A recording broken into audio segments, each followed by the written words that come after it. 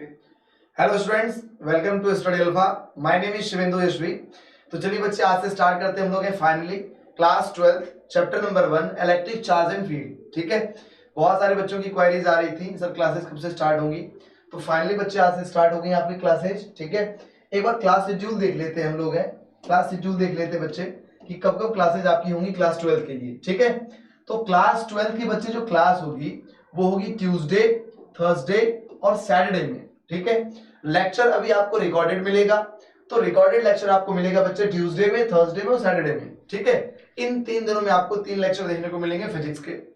आपको class chemistry के लिए, बायोलॉजी के लिए आप देख सकते हैं यूट्यूब चैनल पे हमारे स्टडी अल्फा पे क्लासेस मिल रही हैं, तो बायो की क्लास देखिए। जो बच्चे बायो में हैं, जो बच्चे केमिस्ट्री है, जिनको बच्चे केमिस्ट्री पढ़ना है, उनको केमिस्ट्री की लेक्चर देखनी चाहिए। बहुत शानदार सही पढ़ा रहे हैं सर। ठीक है, और मैथ्स की लेक्चर भी जल्दी आपके पास हो जाएगी, अवेलेबल हो जाएगी।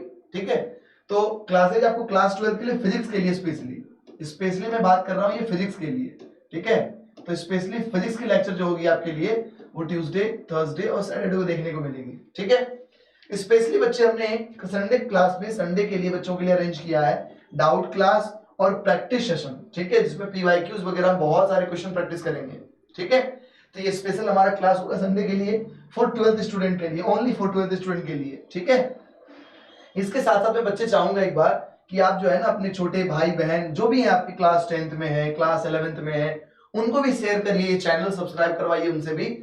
उनको क्लासेस देखने को मिलेगी मंडे, वेडनेसडे और फ्राइडे में। ठीक है, तो हमारी क्लास 10th और 11th की क्लास कब होगी? मंडे, वेडनेसडे, फ्राइडे में। और 12th की क्लास होगी ट्यूसडे, थर्सडे, सैटरडे में। और संडे में स्पेशल क्लास होगी, डाउट सेशन होगा और साथ ही साथ previous year question practice session होगा। ठीक है, तो चैनल को सब्सक्राइब करें और शेयर करें बच्चे। आइए साथ ही साथ मैं आपको एक बात और बता दूं कि सर ये डाउट सेशन हमारा जो होगा, हम डाउट्स कैसे पूछेंगे आपसे, या फिर जो क्वेश्चन आप प्रैक्टिस कराएंगे, थ्योरी जो आप पढ़ाएंगे, उनके डाउट्स कैसे पूछेंगे। तो बच्चे इसके लिए हमारे टेलीग्राम चैनल से जुड़ना ना भूलें। ठीक है, ये हमारा टेलीग्राम चैनल है, टेलीग्राम चैनल को ज्वाइन कर लें। यहीं पर आपको सभी लेक्चर का नोट्स मिलेगा पीडीएफ फॉर्मेट में, और साथ ही साथ आप यहाँ पर डाउट्स भी पूछ सकते हैं रिलेटेड टॉपिक से, रिलेटेड टीचर से। ठीक है, तो जो भी आपके डाउट्स होंगे सब्जेक्ट से रिलेटेड, सब्जेक्ट टीचर से आप उन्हें पिन करके आप उनसे पूछ सकते हैं।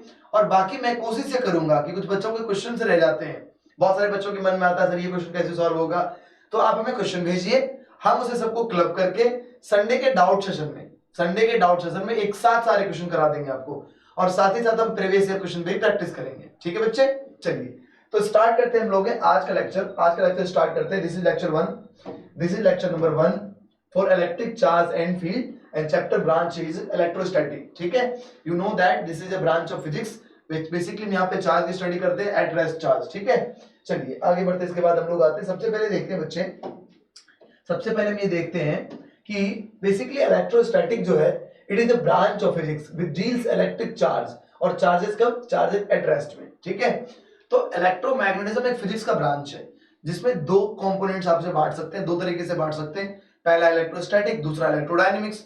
इलेक्ट्रोस्टैटिक में हम लोग स्टडी करते हैं चार्ज के बारे में तब जब चार्ज एट रेस्ट हो, और दूसरा इलेक्ट्रोडायनेमिक्स है।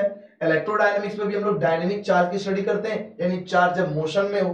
तो जब चार्ज मोशन कर रही होती है तो उसका स्टडी कहलाता है इलेक्ट्रोडायनेमिक्स, और जब चार्ज रेस्ट में होती है तो उसका स्टडी कहलाता है बच्चे इलेक्ट्रोस्टैटिक। ठीक है, चलिए यहाँ तक क्लियर हो गया बच्चे, यहाँ तक क्लियर हो गया।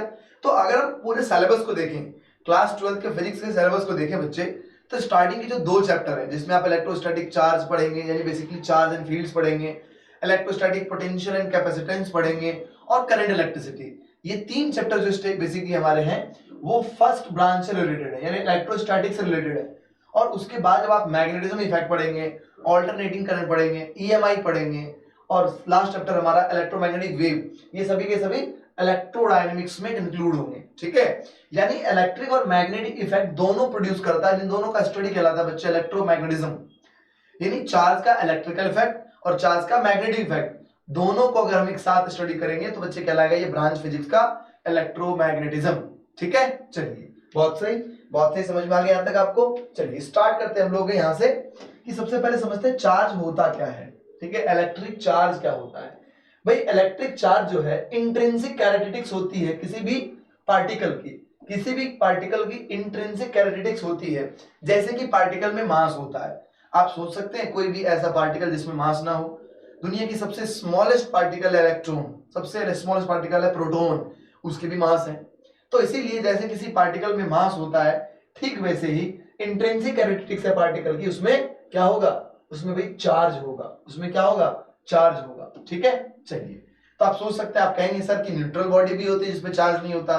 हाँ, ये डिस्कस करेंगे आगे हम, but charge is a intrinsic characteristics of a material just like mass. Is that clear? चलिए आगे बढ़ते, इसके बाद हम लोग हैं, क्या करता है ये प्रोड्यूस करता है इलेक्ट्रिकल और मैग्नेटिक इफेक्ट।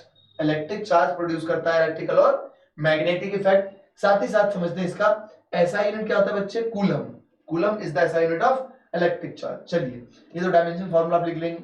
एक फार्मूला है बच्चे, मैथमेटिकल एक्सप्रेशन है, Q is equal to I into T. अगर आपको चार्ज कैलकुलेट करना है तो क्या चाहिए आपको, उसके लिए चाहिए आपको I इंटू टी। और एक दूसरा फार्मूला भी आप पढ़ेंगे आगे, N into E, number of electrons, और ये value of magnitude of electron put करेंगे, यहां से आसानी से कैलकुलेट कर लेंगे हम लोग। ठीक है, तो N इंटू ई और I इंटू ई, चार्ज को कैलकुलेट करने का दो फार्मूला है। अभी डिस्कस करेंगे आगे इसके बारे में हम लोग ब्रीफली। ठीक है, इसके बारे में भी हम लोग ब्रीफली डिस्कस करेंगे। चलिए आगे बढ़ते हैं। चार्ज एक स्केलर क्वांटिटी है। कैसी क्वांटिटी है, स्केलर है। इस मींस कि इसे हम ऐड कर सकते हैं अलजेब्रिकली। हमें इसको एडिशन करने के लिए वेक्टर अलजेब्रा यूज नहीं करना है। जैसे फोर्स को अगर आप ऐड करेंगे तो वेक्टर अलजेब्रा यूज करेंगे, रिजल्टेंट फोर्स लिखेंगे हम आगे जब पढ़ेंगे कूलम फोर्स वगैरह, या इलेक्ट्रिक फील्ड जब पढ़ेंगे हम लोग, तो वहां पर हम लोग वेक्टर अलजेब्रा यूज करते हैं इन एडिशन। ठीक है, तो इसे हम ऐड कर सकते हैं अलजेब्रिकली, और ये स्केलर क्वांटिटी होती है। ठीक है, example of charge, proton, electron and alpha particle. ठीक है, तो ये सब एग्जांपल्स हमारे चार्ज पार्टिकल्स के हैं। क्लियर बच्चे यहां तक? चलिए आगे बढ़ते, इसके बाद हम लोग डिस्कस करते हैं कि भाई चार्ज कितना होता है इलेक्ट्रॉन पे। तो इलेक्ट्रॉन पे चार्ज होता है बच्चे E is equal to -1.6 into 10 to the power -19। अच्छा ये भी देख लेते हैं हम लोग है कि मास ऑफ इलेक्ट्रॉन कितना होगा। तो बच्चे mass of electron 9.1 into 10 to the power -31 kilogram. ठीक है, कितना हो जाएगा mass of electron. Charge of proton की बात करें तो charge of proton and electron, यानी charge of proton and charge of electron almost equal होता है बच्चे इन मैग्नीट्यूड। ध्यान रहे, मैग्नीट्यूड में दोनों इक्वल होंगे। इक्वल होंगे, कितने होंगे मैग्नीट्यूड में इक्वल? ये भाई अगर हम मैग्नीट्यूड की बात करें तो इनका मैग्नीट्यूड होगा 1.6 इंटू 10 टू द पावर -19। यानी अगर आप देखेंगे तो प्रोटॉन का जो चार्ज है इसमें वैल्यू पॉजिटिव में होती है। किसमें होती है? +1.6 इंटू 10 टू द पावर -19, और इलेक्ट्रॉन पे चार्ज जो है वो बस माइनस में लिखना आपको है। यानी मैग्नीट्यूड में charge of proton charge of electron के ऑलमोस्ट इक्वल है। ऑलमोस्ट का मतलब इक्वल ही है।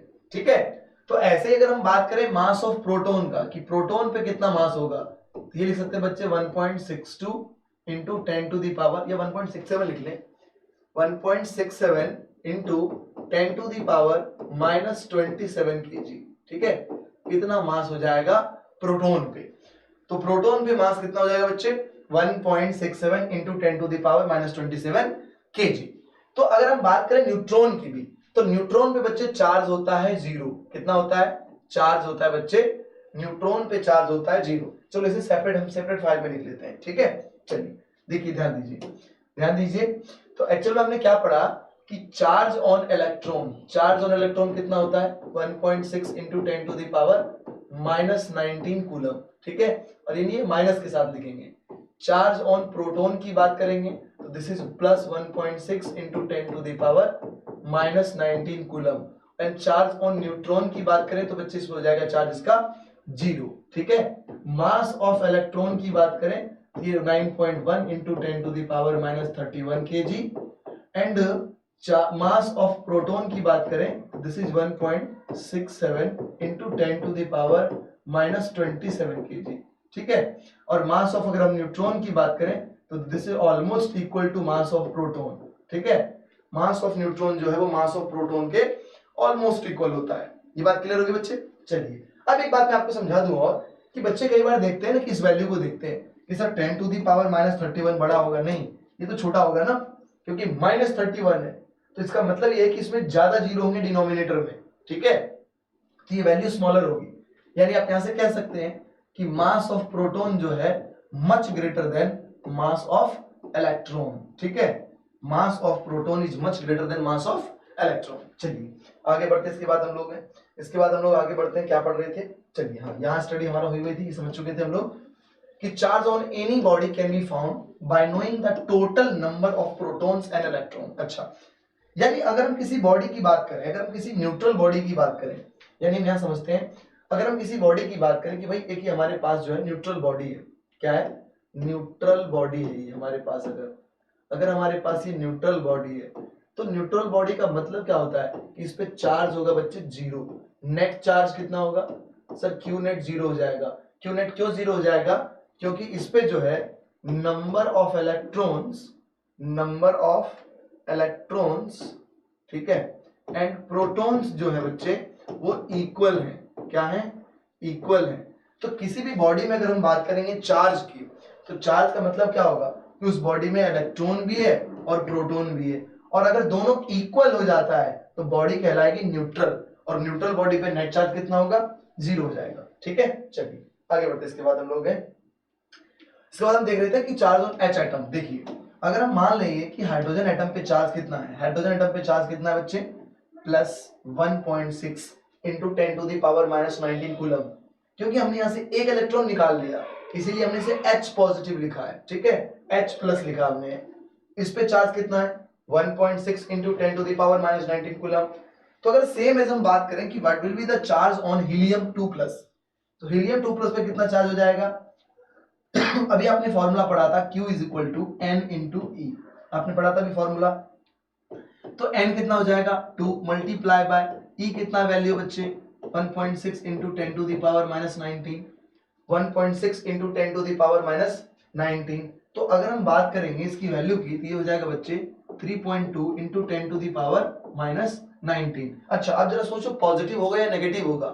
तो जब आप 2 इलेक्ट्रॉन हीलियम से निकाल लेंगे तो ये तभी तो H2+ हो जाएगा, तो दिस वैल्यू बिकम्स पॉजिटिव। ये क्या होगा? पॉजिटिव हो जाएगा। ठीक है, चलिए आगे बढ़ते इसके बाद हम लोग हैं अब देखते हैं charge present in every atom. हर एक एटम में चार्ज प्रेजेंट होता है। आपने ये पढ़ा होगा केमिस्ट्री में, बहुत ब्रीफली इस बारे में डिस्कस होती है कि दुनिया में जितने भी पार्टिकल्स बने हुए, जितने भी आप चीजें देख रहे हैं, हर एक चीजें बनी हुई है मॉलिक्यूल से। मॉलिक्यूल बना हुआ है एटम से, और एटम के अंदर प्रेजेंट होता है बच्चे न्यूक्लियस में न्यूट्रॉन एंड प्रोटॉन, और इलेक्ट्रॉन जो है उसके ऑर्बिट में रिवॉल्व कर रहा होता है। ठीक है, तो charge present in every atom and it will exist in everything around us. तो हर एक एटम में चार्ज प्रेजेंट होता है और ये हमारे आसपास हर जगह मौजूद है। तो न्यूट्रल ऑब्जेक्ट की भी हम बात किए थे, तभी अभी हमने समझा था न्यूट्रल ऑब्जेक्ट का मतलब क्या होता है। तो न्यूट्रल ऑब्जेक्ट का मतलब होता है कि number of proton equal to number of electron. अगर किसी बॉडी में number of proton equal to number of electron हो, तो इस कंडीशन में उस बॉडी पे जो नेट चार्ज होगा बच्चे, क्यू नेट जो होगा, उसका कितना वैल्यू हो जाएगा? जीरो। क्या हो जाएगा? Q net zero. और इस कंडीशन में वो बॉडी कहलाएगी बच्चे न्यूट्रल बॉडी कहलाएगा। क्या कहलाएगा? न्यूट्रल बॉडी कहलाएगा। ठीक है, चलिए ये बात हम समझ चुके हैं। न्यूट्रल बॉडी का मतलब क्या होता है? तो न्यूट्रल बॉडी मींस होता है कि positive and negative charge both having equal number of amounts. ठीक है, अगर किसी बॉडी में पॉजिटिव और नेगेटिव चार्ज दोनों इक्वल अमाउंट्स में प्रेजेंट है तो क्या कहेंगे? Body is neutral body. ठीक है, चलिए अब समझते हैं चार्ज की बात करेंगे। Charge object have lack of excess of electrons. चलिए आगे हम डिस्कस करेंगे इस बारे में भी। सबसे पहले ये समझ लेते हैं हम लोग कि चार्ज कितने टाइप्स का होता है। तो भाई चार्ज 2 टाइप्स के होते हैं, पॉजिटिव चार्ज होते हैं और दूसरा बच्चे नेगेटिव चार्ज होता है। पॉजिटिव चार्ज का मतलब क्या हुआ जी? प्रोटॉन। पॉजिटिव चार्ज का मतलब क्या हो जाएगा? प्रोटॉन हो जाएगा। इसको ऐसे लिख सकते हैं, मैं इसको ऐसे लिखें, पॉजिटिव चार्ज मींस प्रोटॉन। ठीक है, और नेगेटिव चार्ज मींस इलेक्ट्रॉन। ठीक है, तो 2 टाइप के चार्ज हम कंसीडर करेंगे, पॉजिटिव एंड नेगेटिव। ठीक है, अब यहां आते फिर से वापस, चार्ज बॉडी का मतलब क्या होता है? चार्ज बॉडी का मतलब होता है बच्चे lack of excess electrons, lack और एक्सेस ऑफ इलेक्ट्रॉन। यानी किसी बॉडी में अगर कमी हो जाए इलेक्ट्रॉन की, बॉडी बिकम्स पॉजिटिवली चार्ज, और किसी बॉडी में अगर इलेक्ट्रॉन की एक्सेस हो जाए तो बॉडी बिकम्स नेगेटिवली चार्ज्ड। ठीक है, इसीलिए ये लिखा गया लैक और एक्सेस ऑफ इलेक्ट्रॉन्स। ठीक है, यानी समझिए कि डिफिशियंसी ऑफ इलेक्ट्रॉन्स। अगर हम किसी बॉडी की बात कर रहे हैं कि वो पॉजिटिवली चार्ज्ड है, कोई बॉडी अगर पॉजिटिवली चार्ज्ड है, इसका मतलब क्या हुआ? उसमें इलेक्ट्रॉन की संख्या की कमी है, उसमें इलेक्ट्रॉन की डिफिशियंसी है, ठीक है। और अगर हम बात करें किसी में बॉडी में नेगेटिवली चार्ज है, यानी कोई एक बॉडी है जो नेगेटिवली चार्ज है, इसका मतलब क्या हो जाएगा, एक्सेस ऑफ इलेक्ट्रॉन। इसका मतलब क्या हो जाएगा बच्चे, एक्सेस ऑफ इलेक्ट्रॉन। ऐसे समझिए, ऐसे समझिए, एग्जांपल के जरिए समझिए। सपोज करें जैसे एक बॉडी हमारे पास है ये, ठीक है, ये अभी एक न्यूट्रल बॉडी है, ये एक न्यूट्रल बॉडी है, ठीक है। एक दूसरी बॉडी हमारे पास है, ये भी न्यूट्रल बॉडी है। ये कैसी है, न्यूट्रल बॉडी है। हमने यहां से इलेक्ट्रॉन किसी प्रोसेस के जरिए हमने यहां से इलेक्ट्रॉन निकाला, और बॉडी, इसका मान लेते हैं नाम हम ए बॉडी, और इसका नाम दे देते हैं हमें बी बॉडी, ठीक है। हमने किसी एक प्रोसेस के जरिए मान लो कि कुछ इलेक्ट्रॉन जो है हमने ट्रांसफर कर दिया बॉडी ए टू बी। तो जब हमने बॉडी ए से निकालकर इलेक्ट्रॉन बी को दे दिया, तो ये बॉडी क्या हो जाएगी, आफ्टर ट्रांसफरिंग इलेक्ट्रॉन्स बॉडी ए बिकम्स पॉजिटिवली चार्ज्ड। कैसा हो जाएगा बच्चे, बॉडी ए बिकम्स पॉजिटिवली चार्ज, ठीक है। तो बॉडी ए जो है पॉजिटिवली चार्ज हो जाएगा, और body be becomes negatively charged, ठीक है। तो बॉडी बी कैसा हो जाएगा सर, नेगेटिवली चार्ज हो जाएगा। कैसा हो जाएगा, नेगेटिवली चार्ज हो जाएगा, ठीक है।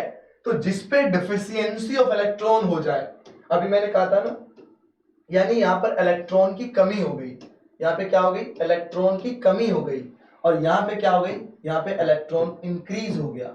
नंबर ऑफ इलेक्ट्रॉन की अगर बात करें इस बॉडी में, बी बॉडी में, तो ज्यादा होगा ए से, और ए में इलेक्ट्रॉन की कमी हो गई। तो इलेक्ट्रॉन की कमी होने के साथ साथ क्या हुआ, यहाँ पर प्रोटॉन जो है ना वो एक्सेस हो गया। प्रोटॉन क्या हुआ, प्रोटॉन एक्सेस हो गया, और यहाँ पर प्रोटॉन जो है वो अब उसकी डिफिशियंसी हो गई, क्योंकि ज्यादा इलेक्ट्रॉन आ गए इस बॉडी के पास, और यहाँ से इलेक्ट्रॉन चले गए। तो ऐसे कंडीशन में बच्चे ये बॉडी हो जाएगी नेगेटिवली चार्ज, और ये हो जाएगा बच्चा पॉजिटिवली चार्ज, ठीक है। यहाँ पर प्रोटॉन ज्यादा होगा, इलेक्ट्रॉन की संख्या कम हो गई, यहाँ पर इलेक्ट्रॉन की संख्या ज्यादा हो गई, प्रोटॉन कम हो गया। अब एक कॉन्सेप्ट और समझिए, यहाँ पे आप एक और बहुत इंपॉर्टेंट कॉन्सेप्ट समझिए, कि जब हम किसी बॉडी को चार्ज करते हैं, अभी आगे हम चार्जिंग का मेथड पढ़ेंगे कि हम किसी बॉडी को चार्ज कैसे कर सकते हैं, इंडक्शन से कर सकते हैं, कंडक्शन से कर सकते हैं, हम लोग हैं फ्रिक्शन से कर सकते हैं। बट अब समझिए इस बात को, जब हम किसी बॉडी में इलेक्ट्रॉन ट्रांसफर करते हैं तो होता क्या है एक्चुअल में। जब आप किसी बॉडी को, सपोज करिए न्यूट्रल बॉडी दोनों थी, दोनों बॉडी सेम साइज शेप में बिल्कुल आइडेंटिकल था, तो जब आपने बॉडी ए से निकालकर इलेक्ट्रॉन बी को दे दिया, तो इलेक्ट्रॉन के साथ साथ मास भी तो ट्रांसफर होगा, क्योंकि आपने पढ़ा होगा कि इलेक्ट्रॉन जब ट्रांसफर होगा तो मास भी ट्रांसफर होगा, और मास एंड चार्ज दोनों क्या होते हैं, रिलेटेड होते हैं। यानी अगर किसी बॉडी पे चार्ज है दैट मींस कि मास है। अगर किसी बॉडी पे चार्ज है या चार्ज का ट्रांसफर हो रहा है, इसका मतलब क्या होगा, मास का ट्रांसफर हो रहा है। ध्यान से समझना इस बात को, कि यदि किसी बॉडी पे इफ मान लीजिए ऐसे लिखते हैं हम लोग, यदि किसी बॉडी पे चार्ज ट्रांसफर किया जाएगा, ठीक है, चार्ज ट्रांसफर किया जाएगा तो मास भी ट्रांसफर होगा, ठीक है। तो अगर किसी बॉडी को, इसको याद रखना है, अगर किसी बॉडी पे हम लोग चार्ज ट्रांसफर करते हैं दैट मींस कि मास भी ट्रांसफर होगा, ठीक है।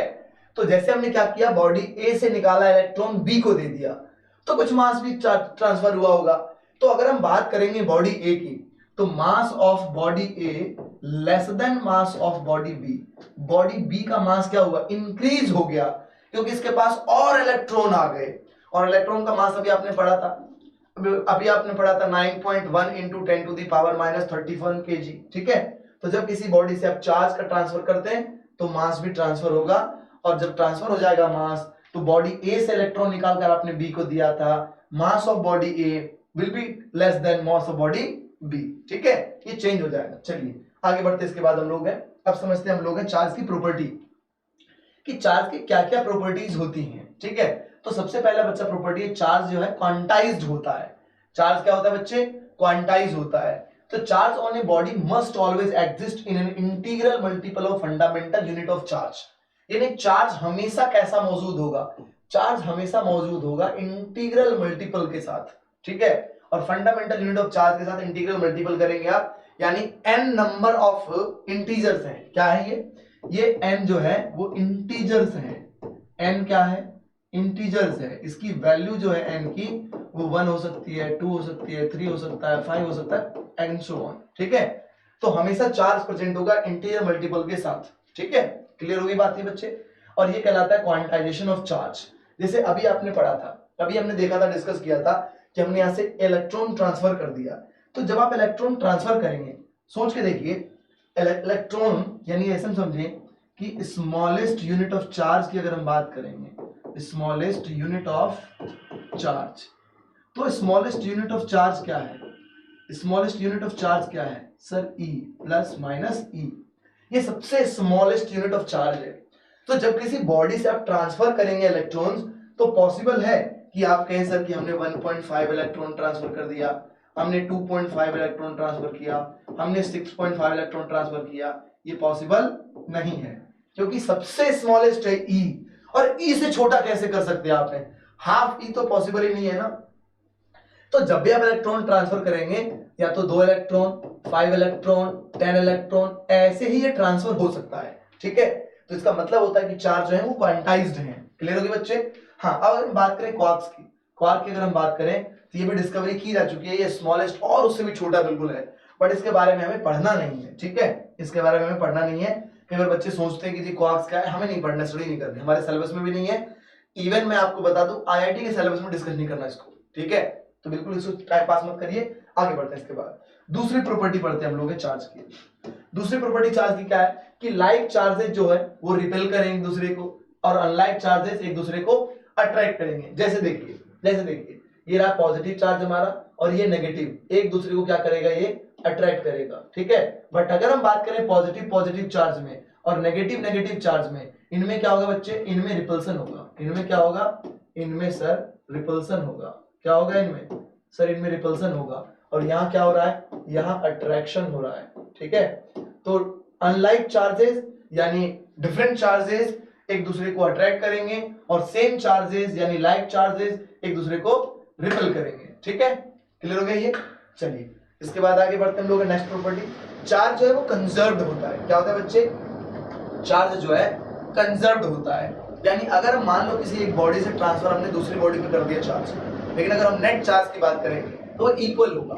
नेट चार्ज में कोई चेंज यानी चार्जेस लॉस नहीं होंगे during transfer of charges, charges जो है वो लॉस नहीं होंगे। सच एज देखिए, और आइसोलेटेड सिस्टम के लिए चार्ज क्या होगा? कांस्टेंट होगा। जैसे अगर आपने किसी बॉडी पे मान लीजिए कि -2 कूलम चार्ज है, +3 कूलम चार्ज है, ठीक है, आपने इसमें से कुछ चार्ज ट्रांसफर कर दिया किसी दूसरी बॉडी पे, और उस पे चार्ज हो गया 4 कूलम प्लस, और यहाँ से -3 कूलम, देखेंगे दोनों की मैग्नीट्यूड क्या होगी? इक्वल होगी। दोनों की मैग्नीट्यूड क्या होगी? इक्वल होगी। ऐसे समझिए, मान लीजिए कि हमारे पास एक बॉडी था जिसपे चार्ज था Q1, Q2 और Q3। ठीक है, तो हमने क्या किया? फॉर एग्जांपल मान लो कि Q1 जो हमारा वो 2 कूलम था, Q2 जो हमारा वो -3 कूलम था। ठीक है, नहीं ये प्लस था ये माइनस था, इसे कर दीजिए प्लस माइनस। Q3 को थोड़ा ही दें इसमें, क्यों ना, है ना? Q3 को हम हटा ही देते हैं, चलो Q3 को हटा ही देते हैं, क्योंकि हम बिल्कुल इसी का एग्जांपल यूज कर लेंगे, इसी एग्जांपल को हम यूज कर लेंगे। चलिए, तो हमारे पास एक बॉडी था जिसमें चार्ज था Q1 और Q2। Q1 का मैग्नीट्यूड -2 कूलम और Q2 का मैग्नीट्यूड था +3 कूलम। ठीक है, मान लो कि हमने क्या किया? इस चार्ज को ट्रांसफर कर दिया। एक दूसरी बॉडी हमारे पास है, इसमें भी चार्ज था Q3 और इसमें चार्ज था Q4। Q3 कितना है बच्चे? Q3 सर इसके पास है 4 कूलम, और दूसरा Q4 कितना हो जाएगा? -3 कूलम। ठीक है, तो अगर आप दोनों को ऐड करेंगे तो देखिए, ऐड करिए Q1 प्लस Q2, ऐड करते हम लोग हैं तो ये हो जाएगा -2 and +3, this is equal to 1 coulomb of charge. अगर इसको भी आप ऐड करेंगे आपस में, यानी अगर Q3 प्लस Q4 करेंगे तो ये हो जाएगा बच्चे 4 प्लस -3 कितना आया? 1 कूलम ऑफ चार्ज आ जाएगा। यानी जब आप चार्ज को ट्रांसफर करते हैं, जब आप किसी बॉडी से चार्ज को ट्रांसफर करेंगे या जब बॉडी को आप एसोसिएट कर देंगे, तो आप दोनों ही कंडीशन में क्या देखेंगे? जब बॉडी में आप एसोसिएशन करेंगे, चार्ज इंक्रीज हो जाएगा। चार्ज क्या होगा? इंक्रीज हो जाएगा। ठीक है, ये मैं उल्टा बोल गया। यहां में ये समझना था कि अगर चार्ज ट्रांसफर करेंगे आप, जब आप चार्ज ट्रांसफर करेंगे तो ट्रांसफर के दौरान चार्ज क्या होंगे? कंजर्व्ड होंगे। यानी नेट चार्ज अगर आप करेंगे तो वो इक्वल होगा जितना पहले था। तो for an isolated system charges जो है वो कांस्टेंट होते हैं। चार्जेस क्या होते हैं? कांस्टेंट होते हैं, ठीक है। इन्हें आपने पढ़ा होगा प्रिंसिपल, ये चार्ज कभी ना तो क्रिएट कर सकता है ना डिस्ट्रॉय कर सकते हैं हम लोग हैं, नाइदर क्रिएटेड नॉट डिस्ट्रॉयड। चलिए आगे बढ़ते, इसके बाद हम लोग हैं एडिटिविटी नेचर। चार्ज की नेचर क्या होती है? एडिटिविटी। हमने स्टार्टिंग में डिस्कस किया था इस बारे में कि चार्ज जो है सिंपल एडिशन मेथड, अलजेब्रा के सिंपल एडिशन मेथड से ऐड कर सकते हैं हम लोग हैं। वेक्टर अलजेब्रा की हमें यहाँ जरूरत नहीं होती है क्योंकि स्केलर नेचर का होता है। कैसा होता है ये? स्केलर नेचर का होता है, ठीक है।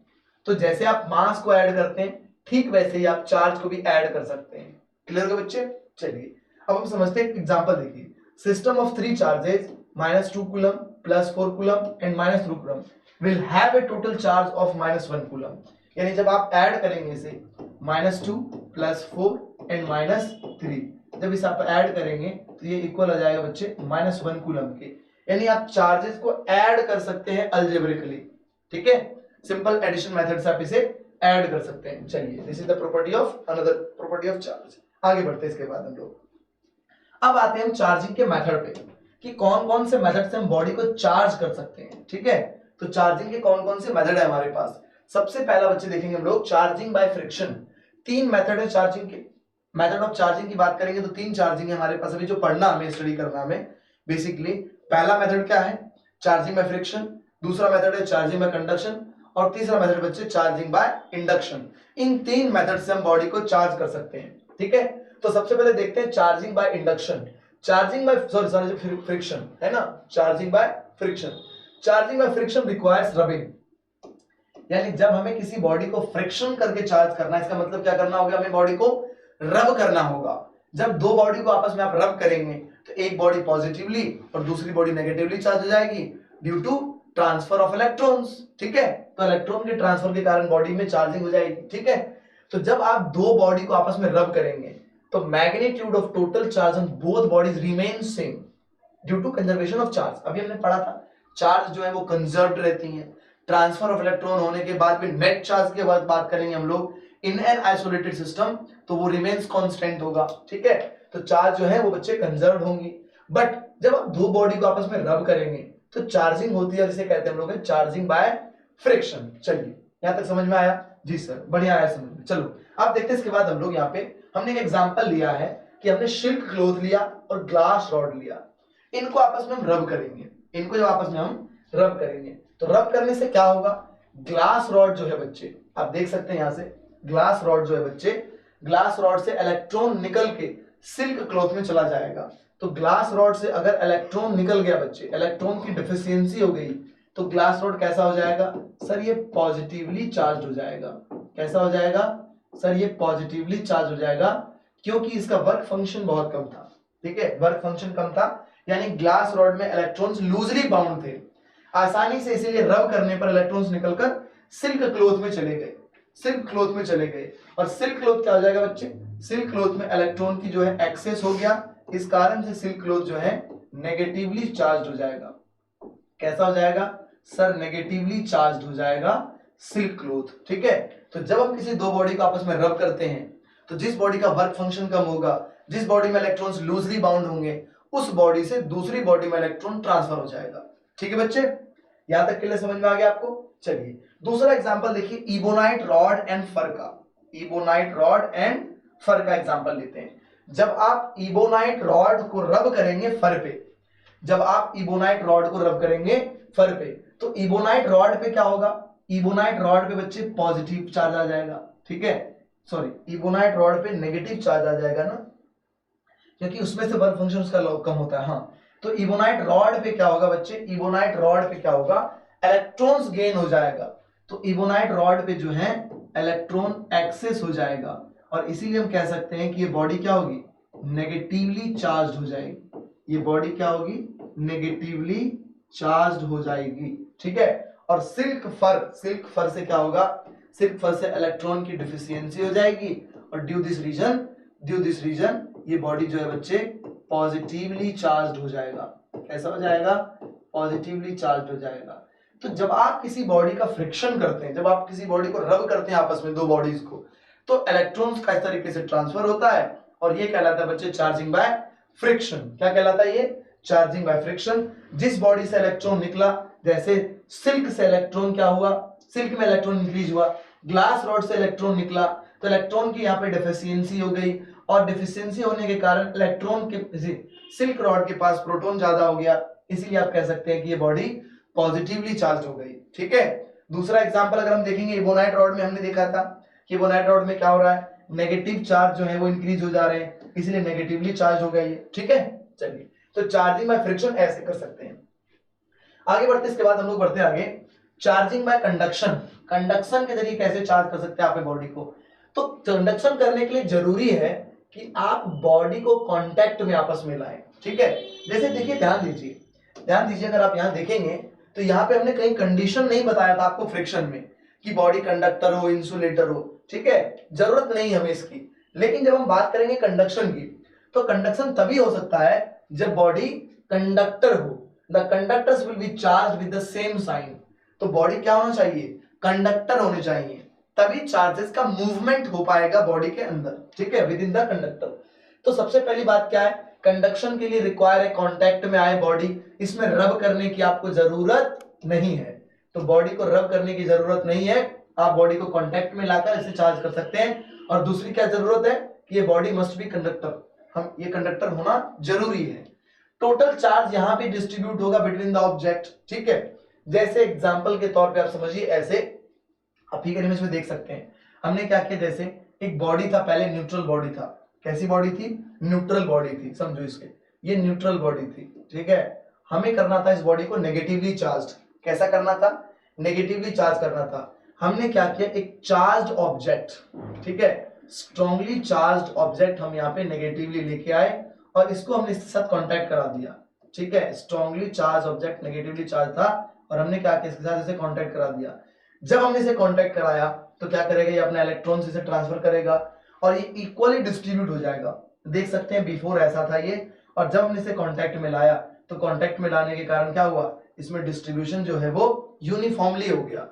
तो जब आप किसी बॉडी को कांटेक्ट में लाते हैं, जब आप किसी बॉडी को कांटेक्ट में लाते हैं तो दोनों क्या करेगा, अपने अपने चार्ज को बांट लेगा इस तरीके से, जिस तरह से उसका शेप एंड साइज होगा। ठीक है, लेकिन ये कंडक्शन के जरिए ही हो सकता है। तो जब आप न्यूट्रल बॉडी के पास में किसी चार्ज बॉडी को लाएंगे, आप जिस तरह का चार्ज बॉडी को करना चाहते हैं उस तरह का चार्ज बॉडी आप इसे कांटेक्ट में लाएंगे और आसानी से आप चार्ज कर लेंगे इस बॉडी को। ठीक है, ये कहलाता है बच्चे चार्जिंग बाय कंडक्शन। चलिए अब आते हैं, तीसरी बात करते हैं हम लोग है चार्जिंग बाय इंडक्शन। किसी बॉडी को आप इंड्यूस करके चार्ज कैसे कर सकते हैं? ठीक है, इंडक्शन की हम बात करेंगे तो इसे कर सकते हैं हम कैसे, तो which a charge body can be used to create other charge bodies without touching them और लूजिंग इट्स ओन चार्ज। यानी आप ना तो टच कराते हैं ना ही आप रब कराते हैं। ये एक ऐसा तरीका है चार्जिंग करने का जिसमें ना तो आप टच कराएंगे और ना ही कोई बॉडी अपनी इलेक्ट्रॉन्स लूज करेगा। इसमें हम देखो क्या करते हैं, बहुत सिंपल तरीका बच्चे समझिए। हमने क्या किया, सबसे पहले हमने दो बॉडी लिया, ए और बी, दोनों न्यूट्रल था। ठीक है, दोनों न्यूट्रल था, दोनों आपस में कांटेक्ट में रखे हुए थे। ठीक है, हमें ये तय कर लेना है कि ए को हम नेगेटिवली चाहते हैं या बी को नेगेटिवली चाहते हैं। तो यहाँ पे जो डायग्राम में है देखेंगे आप, ए को हम चाह रहे हैं कि नेगेटिवली चार्ज हो जाए, ठीक है, और बी के बारे में हमारी चाहत है कि ये पॉजिटिवली चार्ज हो जाए। हमने क्या किया, हम एक स्ट्रॉन्गली चार्ज, या मान लो कि हमने एक नेगेटिव चार्ज, ठीक है, नेगेटिव चार्ज, तो ये पॉजिटिव रखते हैं ताकि नेगेटिव हो जाए इधर, है ना। तो हमने क्या किया, एक पॉजिटिवली चार्ज, ठीक है, हमने एक पॉजिटिवली चार्ज जो है ऑब्जेक्ट रखा है इसके पास में। तो जैसे आप पॉजिटिवली चार्ज रखेंगे तो नेगेटिव चार्ज जितने होंगे वो सारे इधर एसोसिएट हो जाएंगे ऐसे इस तरीके से। ठीक है, और पॉजिटिव चार्ज वाले जो है वो रिपल्सन के कारण बच्चे इधर की तरफ भाग गए सारे। ठीक है, अब हमने क्या किया, फिर से इस तरीके से हमने दोनों बॉडी में चार्ज की पोलैरिटी जो है ना सेट कर दी। जब हमने पॉजिटिव लाया तो पॉजिटिव रिपेल हुआ और रिपल्सन होने के कारण वो सभी के सभी बिल्कुल एंड ऑफ द पोजीशन में आ गए और नेगेटिव वाले सारे इसकी तरफ आ गए। ठीक है, फिर हम इसका सेपरेशन कर देंगे। सेपरेशन करने के बाद हमने इस चार्ज बॉडी को हटा दिया जिसे हमने चार्जिंग किया था। अब देख सकते हैं आप after separation body A becomes negatively and body becomes positively charge. तो जब आप किसी बॉडी को इंडक्शन के जरिए चार्ज करते हैं तो क्या करते हैं आप, by induction the charge developed will always be opposite to charge on simulating body. तो जब आप बॉडी लाएंगे, जैसे आपने पॉजिटिव लाया ना, तो आपने अगर पॉजिटिव लाया तो जिस बॉडी के कांटेक्ट में लाएंगे वो नेगेटिवली चार्ज हो जाएगा और दूसरी बॉडी वो पॉजिटिवली चार्ज हो जाएगी। तो जब हम चार्ज करना चाहते हैं बॉडी बी को पॉजिटिवली, तो हम क्या करेंगे, ए की तरफ पॉजिटिव चार्ज रखेंगे, और अगर हम बी चाहते हैं नेगेटिवली तो हम क्या करेंगे, ए की तरफ जो है वो हम पॉजिटिव चार्ज रख देंगे। क्योंकि हमें बी चाहिए था, सॉरी हमें बी नेगेटिवली चाहिए, तो हम ए की तरफ नेगेटिवली रख देंगे। क्या करेंगे, ए की तरफ नेगेटिवली रख देंगे। अभी हमने बी को पॉजिटिवली किया था ताकि हम ए को नेगेटिव कर सकें, ठीक है। तो हमने क्या किया, यहाँ पे ए की तरफ, ए की साइड हमने पॉजिटिव चार्ज रख दिया, ठीक है। क्लियर हो गया। चार्जिंग बाय इंडक्शन कहलाता है बच्चे ये। तो 3 चार्जिंग के मेथड हमें पढ़ने थे, फ्रिक्शन, इंडक्शन और कंडक्शन, ठीक है। चलिए आगे बढ़ते हैं। इसके बाद हमारा स्टार्ट होगा कूलम्स लॉ। ये बहुत ही शानदार क्वेश्चन है बच्चे। How can you charge a metal sphere positively without touching it. जी, इंडक्शन करके, अभी मैंने पढ़ाया था आपको, इंडक्शन करके आप इस बॉडी को चार्ज कर सकते हैं, ठीक है। ये क्वेश्चन आप सॉल्व करिएगा, ये होमवर्क क्वेश्चन है बच्चे, ये होमवर्क क्वेश्चन है। इसे आप सॉल्व करके कमेंट करें और हमें जो टेलीग्राम चैनल पे बताएं कि इसका आंसर करेक्ट क्या होगा। हमने हिंट कर दिया, इंडक्शन करके आप चार्ज कर सकते हैं, और इमेज में भी शो किया गया इंडक्शन प्रोसेस को। बस आप आंसर राइटिंग करके हमें बताएं, ठीक है। चलिए आगे बढ़ते, इसके बाद हम लोग आते हैं क्वेश्चन पे। कुछ क्वेश्चंस प्रैक्टिस करते हैं, देखते हैं कि इस टॉपिक पे किस तरह के क्वेश्चंस पूछे जा रहे हैं हमसे, ठीक है। चलिए, कहा गया कि 3 मेटल स्फीयर है x, y और z, चार्ज किए गए हैं, have charge 10 coulomb, -10 coulomb and 10 coulomb. यानी 3 ऑब्जेक्ट है बच्चे, x, y और z। x पे कितना चार्ज है सर 10 कूलम, y पे कितना चार्ज है सर -10 कूलम, और z पे कितना चार्ज है सर 10 कूलम, ठीक है। ये तीनों बॉडी पे चार्ज है इस तरीके से। क्लियर। अब कहा जाता है कि x, y और z को आपस में कांटेक्ट कराए जाते हैं such that charges of each x and y becomes 3 coulomb. यानी जब इसे कांटेक्ट कराया गया, ठीक है, आफ्टर कॉन्टैक्टिंग, ठीक है, जब आपने इसे कांटेक्ट कराया तो कांटेक्ट करने के कारण क्या हुआ, तो क्या हुआ इसके कारण, x पे और y पे, इन दोनों पे 3 कूलम और 3 कूलम का चार्ज आ गया। आपसे पूछा है, बताइए z पे कितना चार्ज आएगा, z पे कितना चार्ज आएगा।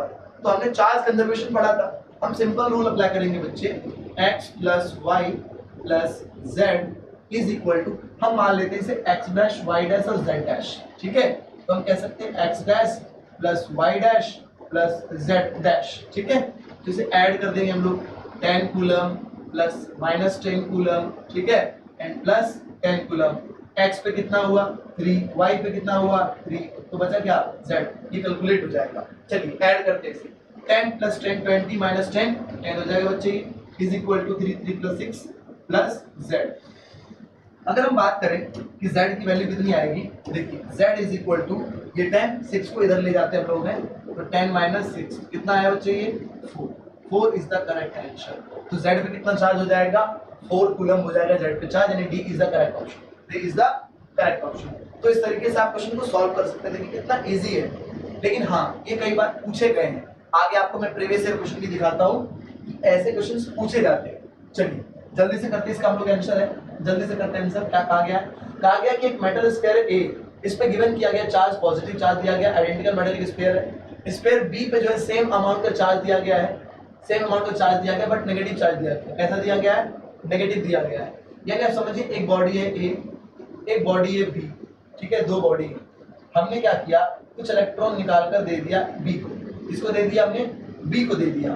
तो अगर हम बात करेंगे मास ऑफ A, तो बच्चा ये डिक्रीज हो जाएगा ना, और मास ऑफ B की बात करेंगे तो ये क्या होगा, इंक्रीज हो जाएगा ना, हो जाएगा ना increase.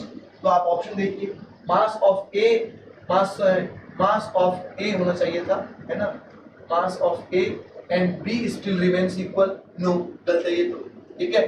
Mass of A increases नहीं, मास ऑफ A डिक्रीज हो जाएगा, मास ऑफ B डिक्रीजेस नहीं, D option is the correct option. Mass of B increase हो जाएगा, क्योंकि हमने आपको बताया था कि ट्रांसफर ऑफ इलेक्ट्रॉन्स मास भी ट्रांसफर करेगा, ठीक है। चलिए आगे बढ़ते हैं question number 3। In charging by induction, जब आप किसी बॉडी को चार्ज करते हैं बाय इंडक्शन तो क्या करते हैं, body to be charge must an insulator, no, insulator में तो पॉसिबल ही नहीं है। Body to be charge must be a semiconductor, no, ये भी नहीं होगा बच्चे, ठीक है, ये भी गलत है। Body be charge must be a conductor and और any type of body can be charge in inductor, no, option number C is correct. आप बॉडी को चार्ज कर सकते हैं तभी जब वो कंडक्टर हो। जैसे आप देखिए, याद करिए, हमने इस बॉडी को चार्ज किया था इंडक्शन मेथड से। अगर ये 2 बॉडी A और B जो हमने कंसीडर किया था, अगर ये दोनों बॉडी कंडक्टर नहीं होता तो इंडक्शन के कारण चार्ज की पोलैरिटी नहीं होती शिफ्ट। चार्ज की पोलैरिटी क्या होती? शिफ्ट नहीं होती, क्योंकि चार्जेस का मूवमेंट तो हुआ ना। सारे के सारे नेगेटिव चार्ज जो है इधर आ गए, पॉजिटिव इधर आ गए। ये पॉसिबल किसमें? कंडक्टर में। इसीलिए आपको इंडक्शन मेथड से चार्जिंग करने के लिए भी कैसी बॉडी लेनी है? कंडक्टिंग बॉडी लेनी है, कंडक्टिंग बॉडी लेनी है। ठीक है, चलिए आगे बढ़ते, इसके बाद हम लोग नेक्स्ट क्वेश्चन पे आते हैं। Next question, number of electron present in A negative charge of 8 coulomb. आपको बताना है कि कितने नंबर ऑफ इलेक्ट्रॉन प्रेजेंट होंगे 8 कूलम चार्ज में। तो फॉर्मूला लगाएंगे बच्चे, Q is equal to N into E। और आपसे पूछा नंबर ऑफ इलेक्ट्रॉन, तो Q divided by E। Q की वैल्यू कितनी दी हुई है? 8 दी हुई है। E की वैल्यू कितनी जानते हैं आप? है 1.6 into 10 to the power minus 19। Simple में रिप्रेजेंट करते हैं, डेसिमल रिप्लेस करते हैं, 10 आ जाएगा बच्चे। 2 टाइम्स में से आप काट देंगे एंड 2 5 टाइम्स में कट जाएगा। तो आंसर कितना हुआ? 5। और डिनोमिनेटर से नोमिनेटर में ले जाएंगे तो 10 टू द पावर प्लस 19। और ये नंबर ऑफ इलेक्ट्रॉन्स था, तो कोई भी यूनिट नहीं होगा। ऑप्शन नंबर ए देखिए सेम है ना, करेक्ट हो जाएगा। चलिए आगे बढ़ते, इसके बाद हम लोग हैं नेक्स्ट क्वेश्चन पे आते हैं। ठीक है, मजा आ रहा है? बिल्कुल मजा आ रहा है सर, है ना। चलिए नेक्स्ट करते हैं। एक नेगेटिवली चार्ज ऑब्जेक्ट x, ध्यान से सुना इस बात को, थोड़ा सा क्वेश्चन को, ये टर्म 1 में पूछा गया था। ये टर्म 1 में बच्चे, टर्म 1 में 2021 में जो एग्जाम हुआ था ना टर्म 1 का फिजिक्स का, उसमें इस क्वेश्चन को पूछा भी गया था। क्या है देखिए, कहा गया है कि एक ऑब्जेक्ट है x, x जो है बच्चे वो नेगेटिवली चार्ज है। कैसा है? नेगेटिवली चार्ज है। ठीक है, x जो है negatively charge is repelled by another charge object y। A negatively charge object x is repelled by another charge object y, यानी ये रिपेल किया जाता है, इसे रिपेल कर रहा है कौन? y। आपने अभी पढ़ा था कि लाइक चार्जेस एक दूसरे को रिपेल करते हैं। ऑब्वियसली y भी क्या होगा बच्चे? सर y भी नेगेटिवली होगा। y भी कैसा चार्ज होगा? नेगेटिवली चार्ज होगा, तभी तो एक दूसरे को रिपेल कर रहा, धक्का दे रहा है ये सर। यस, चलिए आगे बढ़ते हैं।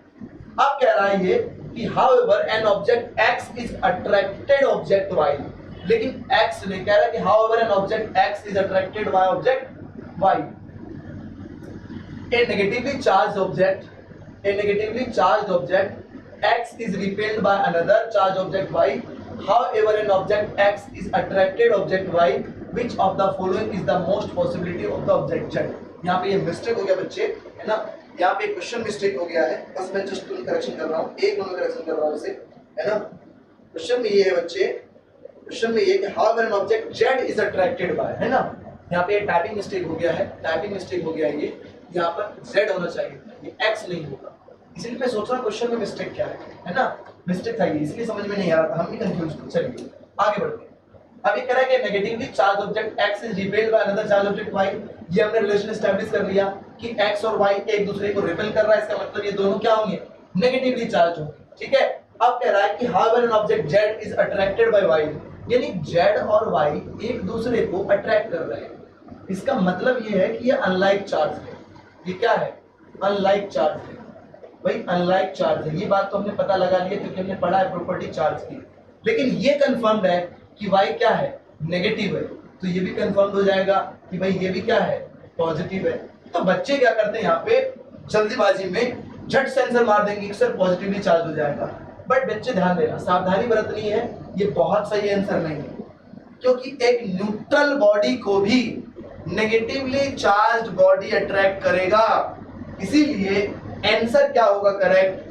या तो वो न्यूट्रल होगा या पॉजिटिवली चार्ज होगा। सी इज द करेक्ट ऑप्शन। बच्चे गलती करते हैं जल्दबाजी में कि पॉजिटिवली कैलकुलेट करते हैं और झट से पॉजिटिवली चार्ज कर इसे टिक कर देते हैं। ठीक है, तो ऐसी गलती आपको नहीं करनी है। क्लियर हो गया बच्चे? यहां तक क्लियर हो गया? चलिए आगे बढ़ते हैं। इसके बाद हम लोग हैं next question. In an experiment 3 microscopic latex sphere are spread in a chamber. एक चैम्बर में 3 चार्जेस स्प्रे किए गए हैं, +3 +5 और -3, यानी कितने चार्ज है बच्चे? ध्यान दीजिएगा, +3e, ठीक है, +5e एंड -3, 3 चार्ज बच्चे स्प्रे किया गया। ठीक है, all the 3 spheres came in contact, तीनों आपस में कांटेक्ट में आए simultaneously for a moment and got separated. उसके बाद इसे सेपरेट कर दिया गया।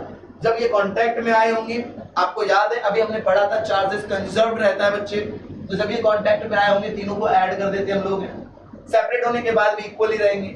All the three spheres came in contact and simultaneously for a moment and got separated, which one of the following possible values for the final charge on the sphere. आपसे पूछा है कि बताइए जब इसे सेपरेट किया गया तो बॉडी पे फाइनल चार्ज कितनी बची होगी। अच्छा कैसे निकालेंगे, सबसे पहले इसे ऐड करते हैं हम लोग, ठीक है बच्चे। सबसे पहले हम क्या करेंगे, इसे ऐड करेंगे। तो 3 कुल 3e और 5e है, तो अगर आप इसे ऐड करेंगे बच्चे तो ऐड करने पे देखो कितना आएगा, +3e -3e एंड +5। तो 3e ने 3e को मारा, ठीक है, तो बच्चा कितना 5e, यानी इसमें चार्ज कितना बचा बच्चे नेट चार्ज कितना बचा +5e, ठीक है। अब इन कॉम्बिनेशन को हम देखेंगे, इन कॉम्बिनेशन के जरिए किसकी वैल्यू 5e के इक्वल आ रही है। अगर आप इस कॉम्बिनेशन को चेक करेंगे तो 5 + 5 10 हो जाएगा, 10 में 4 सब्ट्रैक्ट करेंगे बच्चे, ये हो जाएगा प्लस का 6e। सर ये तो पॉसिबल नहीं है। तीसरे ऑप्शन को चेक करते हैं हम लोग, यहाँ तो देखो 3.5e 5.5e, ये तो हो ही नहीं सकता क्योंकि हमने क्या पढ़ा था, चार्ज हमेशा इंटीग्रल मल्टीपल के साथ होगा, तो स्मॉलेस्ट यूनिट ऑफ चार्ज होता है e, पॉसिबल ही नहीं है कि 3 और 5.5 हो जाएगा, ठीक है। अब चेक करते हैं हम लोग बी ऑप्शन को, यहाँ ऐड कर दिए 6 एंड 6 ऐड करेंगे, ये हो जाएगा बच्चे 12, और 12 में से 7 सब्ट्रैक्ट करेंगे।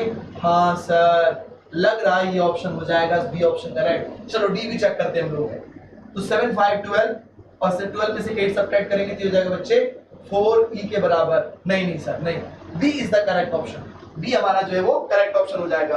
तो बच्चे इस तरीके से क्वेश्चंस पूछे जा रहे हैं, इस तरीके से क्वेश्चन सीबीएसई कंटिन्यूअसली हमसे पूछ रही है, ठीक है। तो आपको प्रिपरेशन ऐसे ही करना है, जो भी आप कॉन्सेप्ट समझें उस पर अच्छे से प्रैक्टिस करें क्वेश्चन, साथ ही साथ हम आपको कराते चल रहे हैं। संडे क्लास में, डाउट क्लास में, प्रीवियस सेशन क्लास में हम लोग बहुत सारे क्वेश्चन प्रैक्टिस करेंगे और इसके रिलेटेड, ठीक है बच्चे। तो तब तक के लिए धन्यवाद, नमस्कार, धन्यवाद। देखते रहें, क्लास को शेयर करें ज्यादा से ज्यादा बच्चों तक, चैनल को सब्सक्राइब करें। नेक्स्ट लेक्चर हमारा होगा कूलम्स लॉ पे, और हम लोग पूरी पीएचडी करेंगे कूलम्स लॉ पे। बहुत सारे क्वेश्चन आते हैं, बच्चे प्रॉब्लम में रहते हैं, तो इस बार खत्म कर देंगे हम, ठीक है। Thank you.